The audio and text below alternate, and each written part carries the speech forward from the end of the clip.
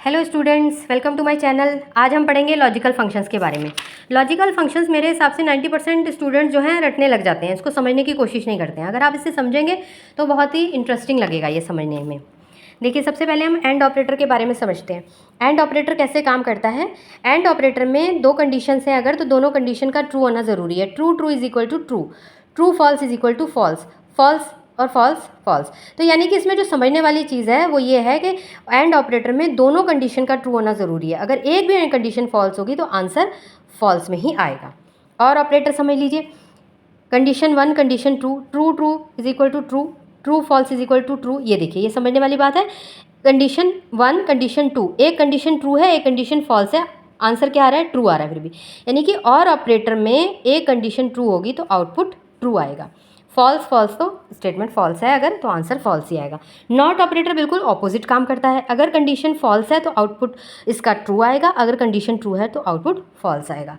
अब कैसे लगते हैं ये फंक्शंस देख लेते हैं। एंड ऑपरेटर कैसे काम करेगा। Bracket open, a1 is greater than equal to 40 comma b1 is greater than equal to 50, bracket close. Output true कैसे आया? ट्रू, a1 में हमने 50 रखा, b1 में हमने 60 रखा। a1 is greater than is equal to 40, a1 में 50 है, हाँ बिल्कुल स्टेटमेंट ठीक है।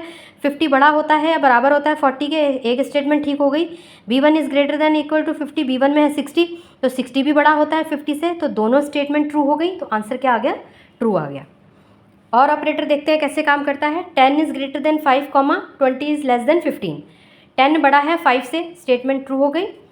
20 इज लेस देन 15, स्टेटमेंट गलत हो गई, यानी और आंसर क्या कर रहा है? ये ट्रू कर रहा है। यानी कि और ऑपरेटर कैसे काम करता है, उसे एक स्टेटमेंट सही मिल गई, उसने आंसर ट्रू कर दिया।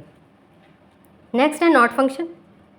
नॉट कैसे काम करता है। Bracket open, marks is greater than equal to 40, marks में हमने क्या करा? 50 डाल दिया एक बारी और 30 डाल दिया। 50 डाल के चेक करते हैं, 50 is greater than equal to 40, statement क्या है? ट्रू है, लेकिन आउटपुट क्या आएगा? फॉल्स आएगा। 30 डाल के देखते हैं, 30 is greater than equal to 40, 30 बड़ा है या बराबर है 40 के, स्टेटमेंट फॉल्स है, लेकिन आउटपुट क्या आएगा? ट्रू आएगा। ऐसे ही इफ़ के साथ एंड फंक्शन को लगा करके देखते हैं हम। If bracket open and bracket open b1 b2 is greater than equal to 40, एक स्टेटमेंट हो गई, कॉमा लगा करके। c2 is greater than equal to 75, bracket close कर दिया, कॉमा इन्वर्टेड कॉमा में पास, कॉमा इन्वर्टेड कॉमा में फेल, और ब्रैकेट क्लोज, और ये दो ब्रैकेट क्लोज होंगे, एक ये वाला और एक ये वाला, ठीक है। तो अब जो ये दोनों स्टेटमेंट है, इफ़ एंड ऑपरेटर कैसे काम करेगा, ये दोनों स्टेटमेंट जो भी b1 b2 में होगा या c2 में होगा, दोनों स्टेटमेंट इसकी ट्रू होनी चाहिए, तो आंसर क्या आएगा? पास आएगा, नहीं तो फेल आ जाएगा, ठीक है। उम्मीद कर रही हूँ समझ पा रहे होंगे। अगर ना कोई चीज़ समझ में आए तो कमेंट बॉक्स में लिखिएगा, और मेरे समझाने का अगर तरीका आपको ठीक लग रहा हो तो चैनल को लाइक कीजिए, शेयर कीजिए और सब्सक्राइब भी कीजिए। Thank you so much.